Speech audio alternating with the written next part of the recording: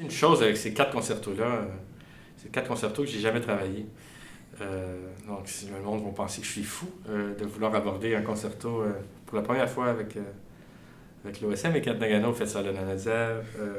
Mais vu que depuis ma victoire au concours Chopin, j'ai plus vraiment de défis reliés à des concours, je m'en impose moi-même. Et c'est pour ça que j'ai choisi ces quatre concertos-là. C'est quatre pièces que j'adore, évidemment.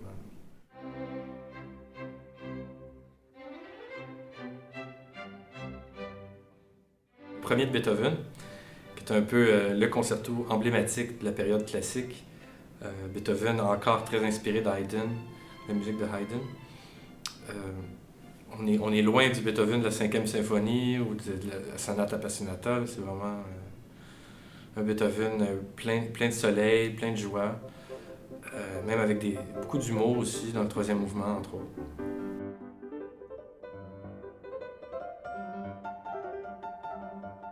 J'avais joué le premier mouvement quand j'avais 13 ans, en fait, avec l'Orchestre des Jeunes de Joliette, dans une autre vie. On parle de il y a déjà 13 ans de ça. Ouais. Et seulement que le premier mouvement. Alors ça va être drôle de retravailler ça après toutes ces années-là avec toute l'expérience. Et ça va être souvent plus difficile maintenant à 26 ans. Parce que quand on a 13 ans, hein, je veux dire, on joue avec seulement avec de l'instinct. Là. On n'a pas vraiment Mais quand on est vieux, on se complique les choses. On pense un petit peu trop aux phrases et aux détails, tout ça. Donc, mais je commence de plus en plus à essayer de revenir à cet instinct de jeunesse. Là. Puis c'est ça, la musique de Beethoven aussi. Il ne faut pas trop chercher loin dans les œuvres de jeunesse aussi. C'est tellement juste la joie de vivre et la joie de jouer au clavier aussi.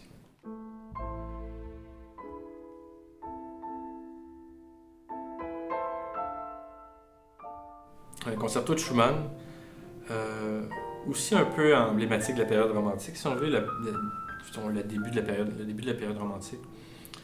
Pour moi, c'est peut-être un des concertos le plus mélodique, peut-être, avec les mélodies les plus mémorables. On pense juste au thème énoncé par le piano au tout début, le fameux thème de Clara.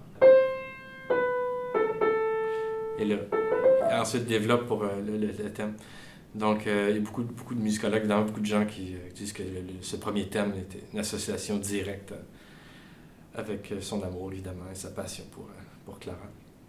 Et oui, c'est un concerto vraiment qui a énormément de passion, énormément de moments très douloureux aussi, mais avec un dernier mouvement qui est la fête.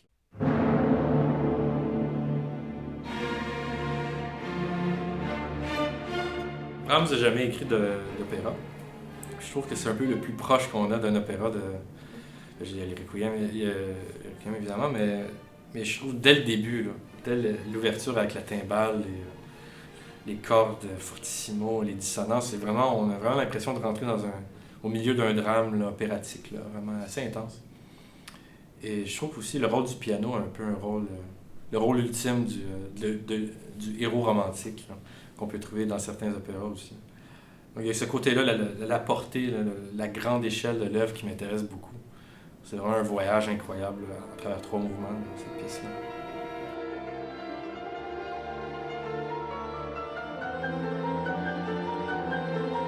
Ce qu'on n'a pas dans Chopin, puis qu'on a dans Brahms, c'est un peu l'économie de moyens. Qui a une qualité germanique, si on veut. Là, il va prendre quelques motifs qui sont introduits par l'orchestre au début. Il va construire des formes, des structures, des longs moments magnifiques. Et on peut toujours retrouver quelque part là, dans la texture, dans l'orchestre, dans le piano, les mêmes motifs qu'on a entendus au début. Et bon, ça vient évidemment de Bach et de cet héritage-là. Il y a même une fugue dans l'orchestre, dans le troisième mouvement. Même le début du troisième mouvement au piano a quand même certaines qualités baroques, si on veut, un peu comme une toccate ou quelque chose comme ça. Donc, oui, c'est un peu une pièce qui est entre deux mondes. Un peu. Aussi, Brahms, c'est un peu plus la tradition qui l'intéressait que la nouveauté là, avec Wagner et tout. Donc, il y a un petit peu entre ces deux mondes-là, de la tradition, mais aussi beaucoup d'innovation dans l'harmonie, mais c'est surtout son inspiration, je trouve, qui est toujours au rendez-vous. Toutes les transitions, il n'y a aucun moment qu'on s'ennuie dans Brahms.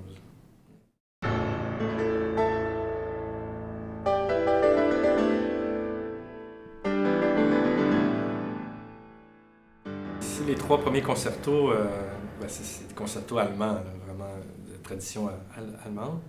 Là, on quitte ça complètement pour l'univers de Ravel. Et les 2 concertos de Ravel, c'est des chefs-d'œuvre incroyables là, de la littérature pour piano, composés à la fin de sa vie.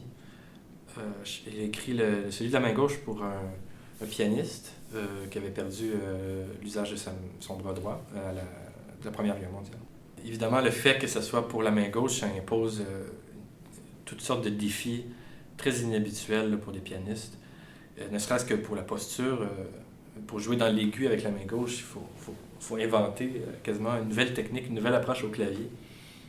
Donc ça m'intéresse beaucoup, cet aspect-là aussi de la pièce.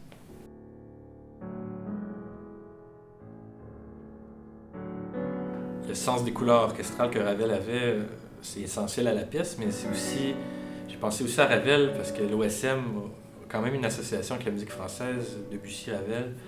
C'est vraiment un répertoire qu'il fait merveilleusement bien, donc je sais que je vais être bien entouré là, si finalement je fais le Ravel.